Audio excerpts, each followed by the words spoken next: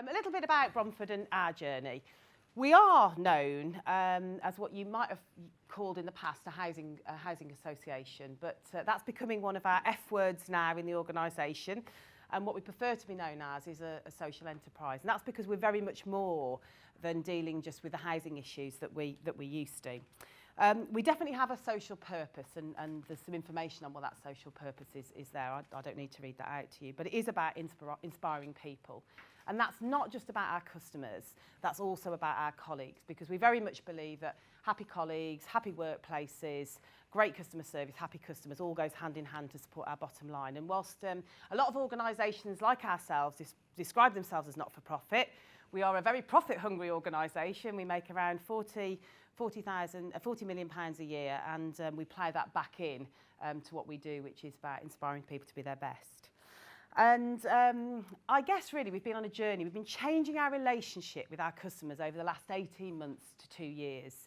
Housing associations known as the tenant-landlord relationship, and providing people weren't too bad. We got the rent in, whether that was from them or whether it was from housing benefit, that was fine. It was our income coming in, and so we ticked along. But we said, actually, that isn't what we want to be about. If we are genuinely about inspiring people to be their best, we need to do more than just provide them with a house to live in. And we've been doing a number of pilots in how we deal with our customer service offering to help us deliver that. What we didn't do very well was take our colleagues on that journey with us and describe to our colleagues what we were doing. And our head of communications is in the room, and I'm surprised she's still got any hair left, or that she isn't really grey. In fact, I think that's probably, colour, I think was the word you were looking for, Alex. So, because it's taken us about 18 months to decide how we describe what our new way of doing things is to our colleagues. So we've got quite a bit of catching up to do and taking colleagues on that journey.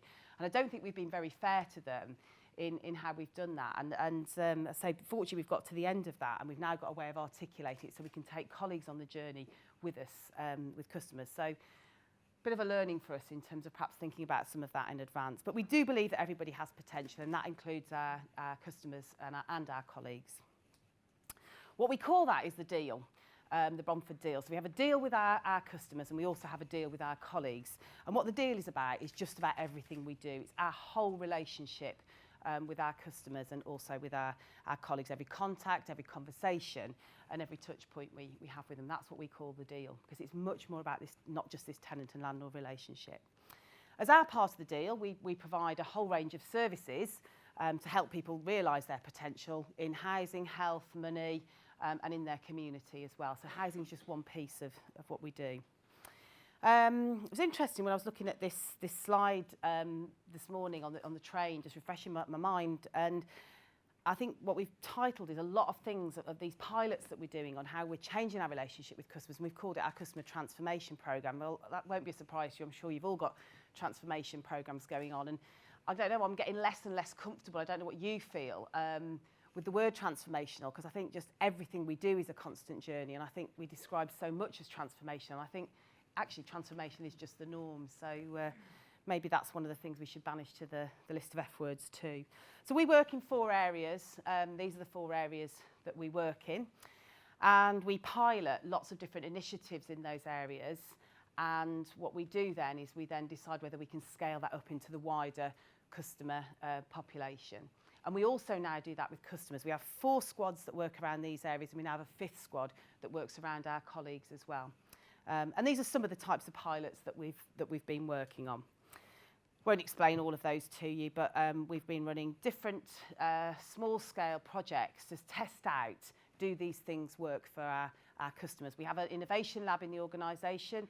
We use the lab and we do real testing with small amounts of customers to see if these initiatives work. And here's the results of one of those, which is starting well. In our industry, if there's anybody else here from housing, they'll know that people very often fail in a tenancy when they start. They may not have had a tenancy before. It may be they've come from a hostile environment or never had their own tenancy before. So actually having a starting well programme for customers is really cost effective for us, because we get less failures when people join take on a tenancy with us. And these are just some of the facts and figures that we've learned from the pilot. And by doing that, what we've learned with this particular project is we can scale that up now for customers coming into the organisation. It's worth us doing that. So that's just the result of one of our pilots. So, what I want to ask you, my first question to you, to have just a minute's discussion on, I shared with you, I confessed to you, I fessed up that our communication with our colleagues about our new relationship with our customers and the direction that we were going with in the business wasn't terribly well communicated, and people were getting quite confused and still describing us purely as a housing organisation and not really realising we've got all of these other areas going on. There might have been some people very close to the front line that could see that happening, that could see the big picture. But certainly if you thought about people in our HR teams, our finance teams, all of the back office teams, none of those, banking, I worked in banking when I first started work. And banking was all about customer service. By the time I left, a couple of years later, it was all about sales. I didn't join banking to be in sales. I joined banking to be in customer service. And we're in that kind of place. They are still sorting out my cock-ups on direct debits now, and I left the bank about 30 odd years ago, I think. So I wasn't very good at it, actually. So fortunately, I'm not in finance, so which is always good to know. But yeah, we've got this skills journey to go on with our colleagues now. And we are nervous that some of them may not make that transition. We've got to think about what we need to be doing with them and how we're going to take them there. So some interesting challenges is coming up for us on the people side. What I wanted to move on to was thinking about how our leadership impacts on that culture. And a question here for us is about what the deal with our colleagues is and what impact that leadership is going to have in taking that forward for us. And we've been doing some work with a futurist specifically around this, and I'm sure lots of you see futurists at organisations that will give you loads of information about the future. You know, we've got construction as part of our industry, so we're looking at what graphene construction means, you know, what will driverless cars mean. But what are the things, when you're doing a bit of future gazing, that really, really impact on what we think the leadership journey will be in our organisation, and how are we going to develop our leaders to cope with those? And obviously one of the things that I know many of you look at is generation. And when you think about generations that you've dealt with in the workplace, they probably fit somewhere between those kind of middle three. We were talking about having 5 generations in the workplace a few years ago and thinking, oh, well, you know, that's going to be years before that happens. But we're in there now. You know, when you think about the veterans and the traditionalists at the 70 to 80s, we've got 70-year-olds in our organisations now, and we've got these sort of very young people as well. So we've now got 5 generations at the moment in the workplace, and that's bringing a whole range of challenges. As I've got older, I don't like to think about the age sort of bands that go with these. You know, when you move up a category in those sort of boxes, and it becomes quite uncomfortable. So they're just there for, you know, for generalisation. I do think that generation is a state of mind now. As Henry did allude to, that he and I met at a conference, and Dominic was there way back in France in 2004. It's actually an 18 to 30s holiday, if anybody asks. So that's what we're claiming anyway. So yeah, when you think about the differences in generation, what will that mean for your leadership? And we were having a discussion on our table earlier on, and Rick on our table completely sort of might have well have read this slide out actually, which was about what is driving people now, and what is wealth to them is changing enormously. And if you look at a lot of the research around generation, we know that what actually people think of as wealth is not necessarily that pound sign anymore. It's a lot more than that. So thinking about what makes people happy. And it's not just about a CSR policy. And we all know that, you know, a lot of big industries have had corporate social responsibility policies for such a long time. But you know, organisations like us have been tapping into those and enjoying the fruits of those. But I think what people are really looking at now is something that feels that it's more embedded in the organisation. Has anybody come across an organisation called Escape from the City? I think it's Escape from the City. Yeah, you'll know what it is. It's an organisation that are helping really high-powered, effective, valuable professionals move out of their big corporate roles into roles in the charity, not-for-profit, and third sector that have more purpose and more meaning, because they've kind of lost their way a bit and they're feeling that they want something more. And there's a number of organisations now that are specialising in recruitment to move people into more meaningful jobs. And that's, again, you think about people not necessarily thinking about the pound signs. Been on something recently where I met somebody that Andrea, that runs a hospice in Cheshire. And I said to Andrea, you know, she was talking me through her career journey. She'd been very big in marketing in the city, And I said, you know, how did you end up being sort of COO of the hospice? And she said, I had a life-changing experience. I wanted more from life. It was not about the money. It was about something that made me feel fulfilled. And I think you seem to come across more and more people now where the driver is not necessarily money. So back to the generations. I think kind of on the veterans and the baby boomers and a bit of the Gen X, we know those people quite well. We know what switches them on. They tell us. We've worked with them for a long time. These are still people now, and there was some research I was reading, forgive me, it probably is in the references, I can't remember who the research was done by, but it was saying something like 48% of these people don't expect to retire now before the age of 70, whereas they probably would have been thinking between 60 and 65 before, and another 14% of those people said that they would be likely to carry on working over the age of 70. And these are the people that always thought they would retire around 60, between 60 and 65.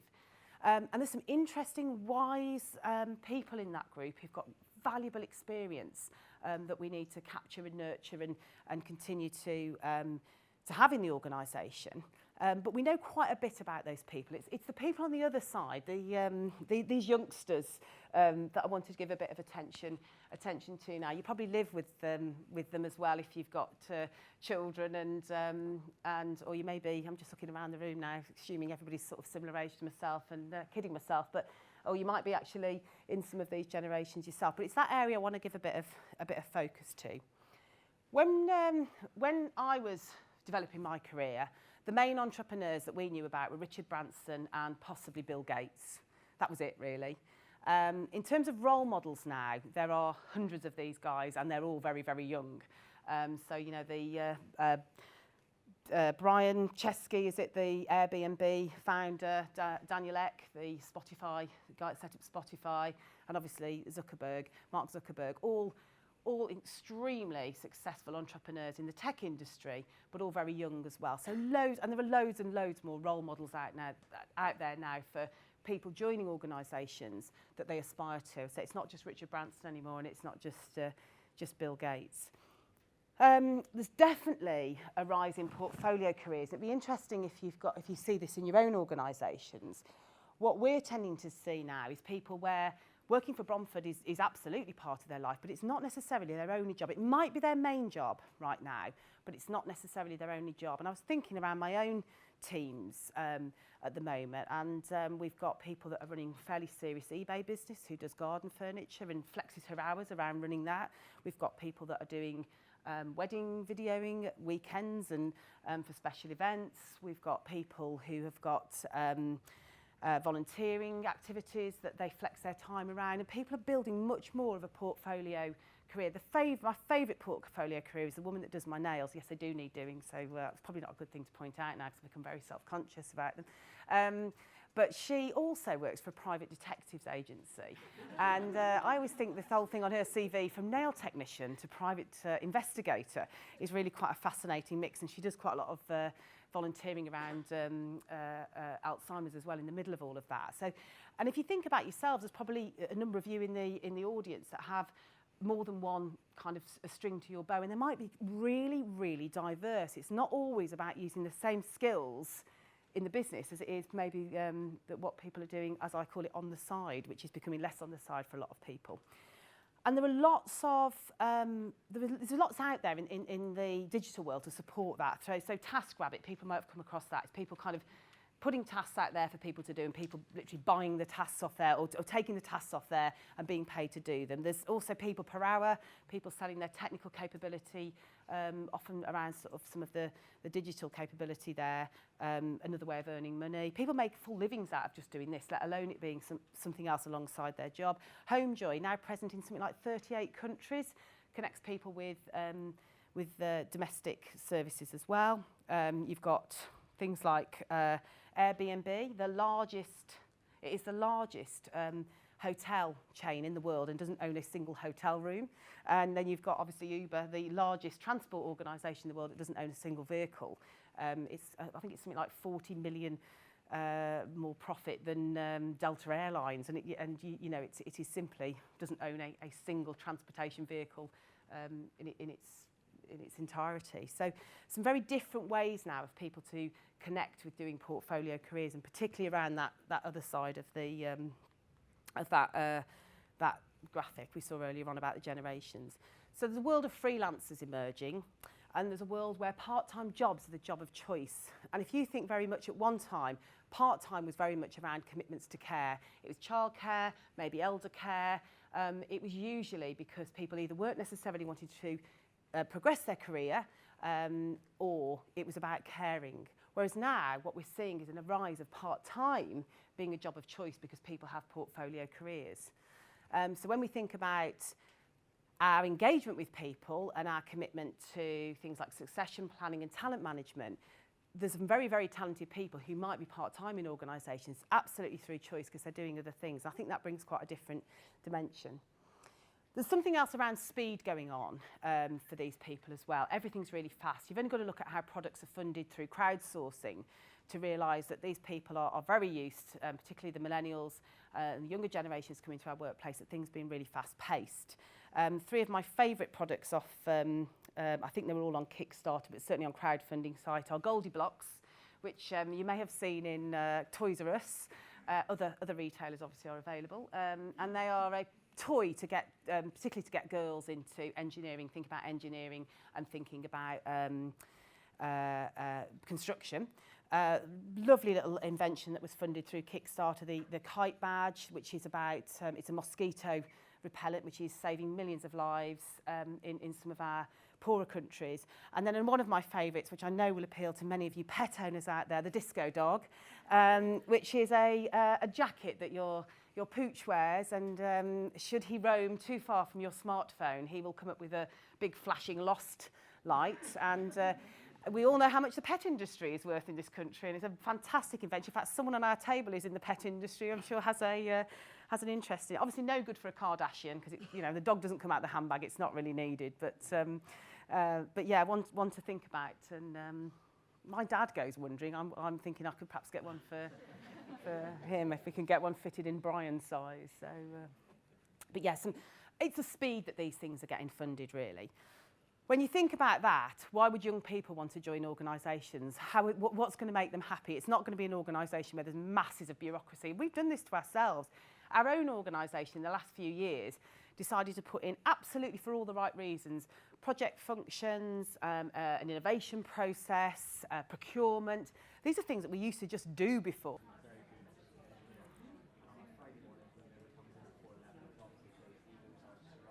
Perhaps living by the seaside.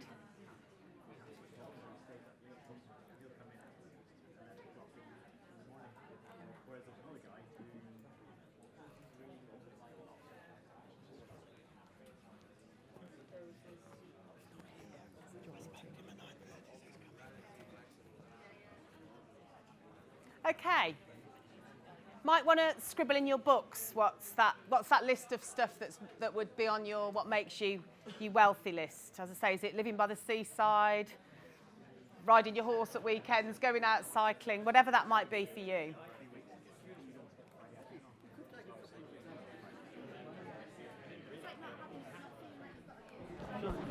You can be my lovely assistant, Henry. Yeah. Okay, we wonder if there's anybody want to give a couple of examples of what came up? Anybody up for sharing a bit? You're amongst friends. Oh. Thank you. What do I do with that? Give it back to you in a bit. Oh, I see. That's nice. I like that. I like it. So I think I've had a long-term plan to buy a small holding after I moved out of London. And we moved in a few months ago, and the weekend we went and bought some cows. And I got up this morning to come up to this at my daughter, who's 11 months old, woke us up at about 6 o'clock this morning. And I looked out the window and there's a baby deer in the garden and there's another 10 on the paddock. And it's like, sunny day, lovely. That's what it's all about. Fabulous. I know Dom, in his career in the past, you've also moved to be closer to the seaside. And I have, indeed. Yeah. In fact, last year I moved to the US for 6 months because I had to hire a new team. So, yeah. Great, thank you. This thing does actually scare me. I want to talk about the money thing because I want to get it kind of on the table or off the table, whatever. I believe that people are good, and we're making a lot of changes in our organisation based on the principle that people are good and people want to work. And the top two points that Henry put up, get people to do what they are good at and give them freedom to do it well. I completely agree. Make them happy. I don't have a problem with it, but I think that's the more complex one. But I never have conversations with people about how to enrich their lives or how to... I only ever have conversations with people about how can they earn more money. So I kind of understand it, but I'd really like to know what other people feel about this conversation, because, forgive me, there's a danger when we're in a place like this that we get all kind of taken up with the idea of people are good, but I only ever have conversations with people about money. What industry are you working in? I mean, I work for a chartered professional organisation, so a professional body. So people don't work there for the money. That's certainly true, but I still have a lot of conversations about salary. Anybody, any thoughts on that? Dear God, I had a question to you. Do you believe yourself that, am I supposed to speak into this? Sorry. Yeah. Do you believe that salaries that are on are fair or unfair? Yes, because I think, believe they're fair. okay. Because often I find in my industry, I run a language school. Sorry, I can't multitask. I often find that I actually agree with them, with my staff, when they say, could we earn more money? I work for a company that, or rather in private education sector, I don't think money is what you join a language school for. And I wish I could, and I wasn't, empowered to, not give them loads more money. That's not what it's all about, but give them more so they feel that threshold of being valued is met. So I just had that question, whether you actually believe that they're fair or not. So if I can just answer that, I do, but I think every time you raise the barrier, they want it raised further. And you never get out of that kind of... I don't see a way to get out of that cycle of always having conversations about money. So. Hello, so I'm a happiness researcher, and I think part of the problem is that people don't really know how to articulate that and have that conversation. So people know they're not happy, so they think, well, I'm not happy, I should ask for more money. And so I think one thing is that people often don't know what makes them happy, and because we don't talk about happiness in workplaces, people freedom in my job, I want you to treat me better, I want you to give me respect, I want you to play to my strengths, I want to work in an office which isn't full of sort of just endless rows of boring desks, but actually has some, some plants and some pictures, and all these sorts of things which people don't know how to articulate and don't think about. And so I think they default to the money conversation, even though that's not necessarily what's really going on. Helena, I know there's lots of people wanting to talk, but do you want to finish off your... Yeah, one of the things it might be is to ask the question. I was at something the other day and they said, why don't you ask the question, how can I be a better leader, this was, but also, because this guy said he used to ask it with his kids every year, how can I be a better dad? And he said they used to say, spend more time with us, and then he spent loads of time with them, and the next year he asked them, and they said, don't spend so much time with us. And maybe there's something about how can this be a better organisation for you, and asking some specific questions. Not necessarily the answer, but maybe it's worth trying. But obviously there's loads of people with their hands up in some of the connection stuff you do. It might be worth following that up. There's other drivers around now. There's our business drivers about being open 24/7. We're not a 24/7 organisation ourselves at the moment, but I'm sure some of you are. That brings along lots of different work patterns for people. People's paths don't cross in the same way that they used to. And certainly with where we're having a very radical look at our accommodation at the moment, I call it one of our fat and lazy resources. We've got masses of office accommodation that we don't really need, and probably a lot of you are going through those processes. And I think it's going to be very interesting to see how that impacts on your engagement as people start to work together, less necessarily physically, less. And then obviously we need agile structures. In our own organisation, our new CEO came in and decided to move all of the senior team around. These are mainly, with the exception actually probably of only one individual, have all come up through their functional silos. So they started in the business as a construction expert, and they're the director of construction, or they've started in development, they're the director of development, they've started in HR, they're director of HR. And what she's done is said, if any of you want to progress, I need you to be much more flexible than this, and I need to move you around. So I think it's really good in our own organisation that she started from the senior team and said, you know what, go and do that portfolio for a while. It has been quite hard for me personally because I've had to let go of communications, which has been quite a trauma, and take on another part of portfolio. But it's very, very, you know, everybody will bring a fresh pair of eyes to a portfolio. So some interesting things going on, I think, around what work needs as well that will impact on engagement. And I think, you know, alongside that, certainly, and what we're seeing with young people is you don't necessarily need to work to a job title and a job profile or specification. There's a bit here where HR legislation has got to catch up with some of this. We want to recruit people now that are much more about, you know, we want you to come and do this, we might need a specialist skill, but actually in the future we might want you to do something different. Are you up for that? And somebody mentioned early on about designing processes around maybe someone going on a disciplinary or a capability, and we really have got to think about it from the other side, is how can we provide things to be as flexible as possible and give people great opportunities, because actually a lot of these new people, particularly coming into the workplace, are really up for doing some of that. You know, I'm teaching you to suck eggs here. Obviously, you know, since the Industrial Revolution, I can remember from school and the spinning jenny, automation has been taking over perhaps some of our lower skilled jobs. We've been experimenting with robot lawnmowers recently, and we've got a lot of landscapers. So, you know, let's see where that goes in the future. But I don't know if you've heard about recently about a product from IBM called Watson.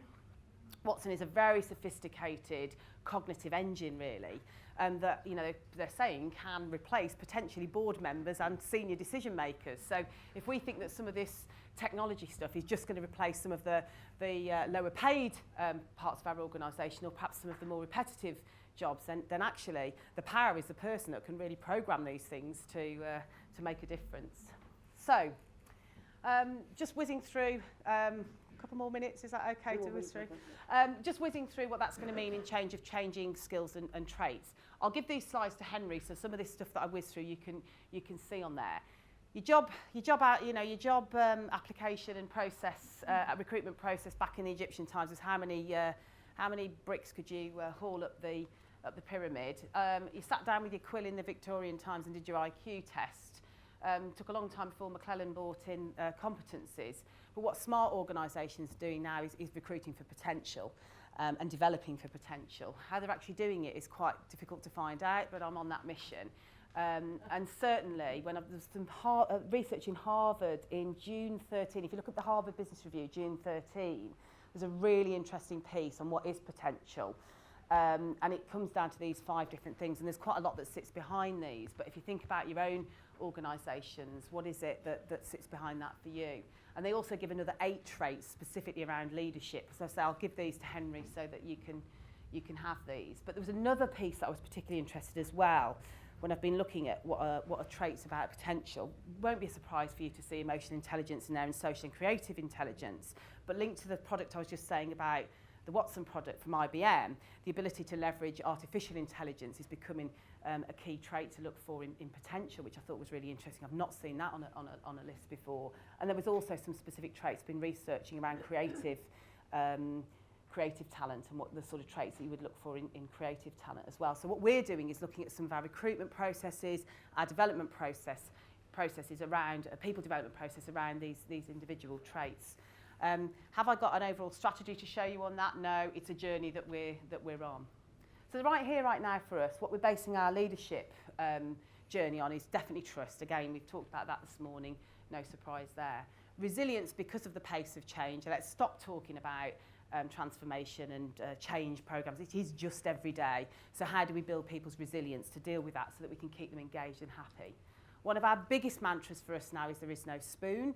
What we say to people in the organisation is if you want something, help yourself to it. We push out masses of information. We are as transparent as we possibly can be. We blog, we vlog, we live stream board meetings. We provide news about 4 times a day on our intranet.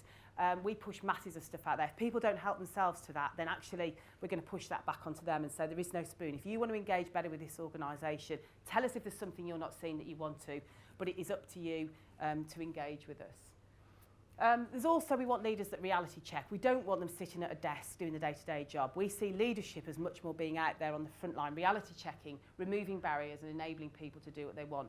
And coming back to what that HubSpot organisation was saying, it's about the leaders that really share their knowledge. We need people that can manage people wherever they are as we move to a more dispersed workplace. There are some managers in our organisation that are great leaders, but only if they've got everybody where they can eyeball them, and only if they've got everybody in the same place at the same time on permanent full-time contracts mainly. They're not going to cope when we move to more freelancing way of working, more different types of engaging with contracts with us. We need multimedia communicators, so those people that say it's not for me, that's just not going to work for us in the future. If we're going to have a dispersed workforce, if we're going to have a range of generations, you've got to be multimedia. And we need people that manage alumni, because as people move out and go and do their travelling that makes them wealthy, or go and work for another organisation that makes them wealthy, managing that alumni and that network of people to bring them back into the organisation at different periods of their life is going to be really, really important to us. So we are no longer looking for just for leaders to be heads of specific families that are fairly stable. What we want is captains of the crew to take people on a journey. So when we've got a piece of work to do, we want our leaders to be able to go to pull together the right crew of people to go on that journey, disband it, and then perhaps build the next crew to go on the next, deliver the next piece of work. That could be freelancers, part-timers, some full-time people, consultants, whatever that might take. So a very different view, and we want our leaders to be more like life coaches as we move forward, rather than just the sort of traditional work coaching that we've done in the past. We're going to be measuring all this. Henry talked about measures. There's something we're going to be measuring with our customers around, are they achieving the goals that they set? For the business, it's about our finances and looking healthy. This is not all fluffy for us. It has a bottom line. When it comes to the overall value that we're providing to UK PLC, we've got some measures in place that show us what our value is there. And then also, and I deliberately haven't used the word colleagues here, I think it's the people that contribute to the organisation, whatever way they do, how we're measuring their engagement with the organisation. So the question I leave you with is, how are you building your leadership capability of the future to build the new world culture in your own organisations? Thank you.